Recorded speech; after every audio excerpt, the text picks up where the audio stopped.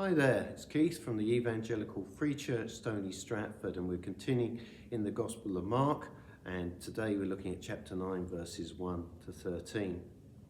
Have you ever heard about the chain smoker who read so much about the bad effects of smoking that he gave up reading? Well, that demonstrates that it's possible to have all the information and to come to the wrong conclusion. And we've seen, haven't we, that the disciples have got halfway there. Peter said that Jesus is the Christ, the Messiah, but he's got his own idea about what kind of Messiah.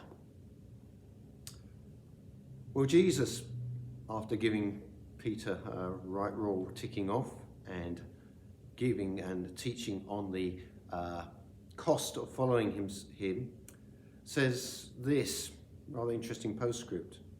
I tell you the truth, some who are standing here will not taste death before they see the kingdom of God come with power. And what happens a few days later? Jesus takes Peter and James and John, the sort of closest disciples to him, up a mountain. And we're told he was transfigured. Second half of verse 2. There he was transfigured before them. His clothes became dazzling white, whiter than any in the world could bleach them. In fact, they're actually seeing him in his glory. But there's more. And there appeared before them Elijah and Moses talking with Jesus. Elijah and Moses would have been very, very, important figures to Jews. And so Peter and James and John would have taken notice. Moses, of course, had given God's law at Sinai to Israel. And Elijah, well, he's one of the greatest prophets of all time. But there was more to it than that. Moses has led God's people out of slavery. And Elijah, very important where the Messiah was concerned, one again who was going to lead God's people out of bondage, well, he was the one to come before the Messiah. In the last book of the Old Testament, Malachi, in chapter 3, verse 1, a messenger is going to come. And we realize when we read later on in the book, in chapter 4, verse 5, it's Elijah who is going to come before the Christ comes.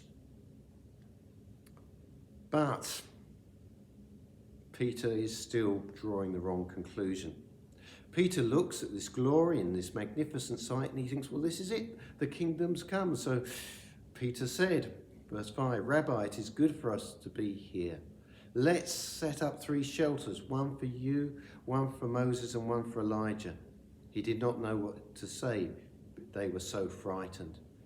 Peter's gut reaction is, this is it. He's terrified, but the kingdom's come. Let's sort of establish a base camp.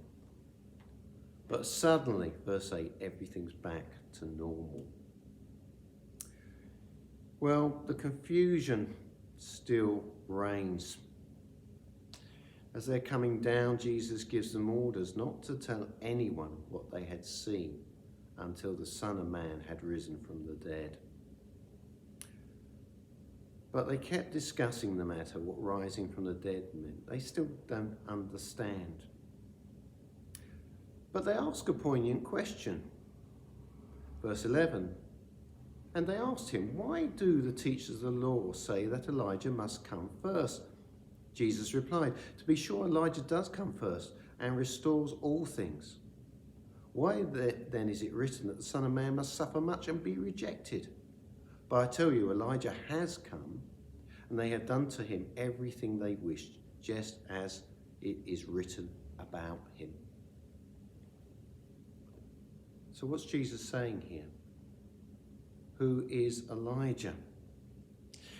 Well, Malachi speaks of him coming.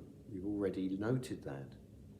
But in Luke 1:17, when Zechariah is told of the birth of a son who would become John the Baptist, he is told this, and he will go before the Lord in the spirit and power of Elijah to turn the hearts of the fathers to their children and the disobedient to the wisdom of the righteous, to make ready a people prepared for the Lord. Now, that language is practically lifted from Malachi. It's the same as when it speaks of Elijah coming first. So everything is pointing to who Jesus is. And yet there's one thing which could almost be missed in this passage, and I've left out deliberately because we can read it and be intrigued by the transfiguration. We can be intrigued by Christ's glory, and we can be intrigued by the role of Elijah. But what actually happened on the mountain before everything returned to normal? Verse 7. Then a cloud appeared and enveloped them, and a voice came from the cloud, "This is my son, whom I love. Listen to him." Now the disciples would have known instantly where that came from. It comes from the book of the law, Deuteronomy to be in fact, in chapter 18 and verse 19, where the Lord talks about raising up a prophet like Moses, and the people are to listen to him. Appointed to Jesus. And here's the thing, isn't it? Jesus said that if anyone was ashamed of his words, he would be ashamed of them when he came in glory.